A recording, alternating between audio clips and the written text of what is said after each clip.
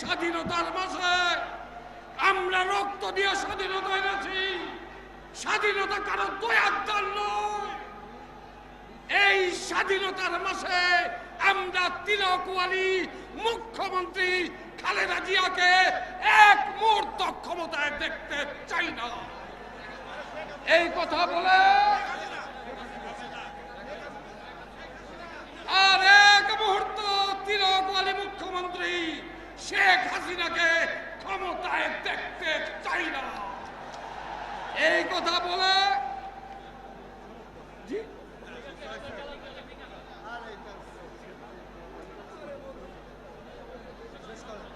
প্রিয় ভাই আমার, সর্বশেষ যে কথা বলতে চাই, যে কথা আমি আগেও বলেছি এইখানে মিটিংয়ে দাঁড়িয়ে, অনেক চেষ্টা হয়েছে, বাধা দেওয়ার চেষ্টা হয়েছে, পারেন নাই।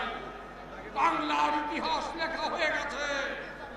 এখন একটাই আওয়াজ, শেখ হাসিনার দিন শেষ, খালেদা জিয়ার বাংলাদেশ বিজয়ের পথযাত্রা চলো, জীবন অথবা মৃত্যু। আসসালামু আলাইকুম।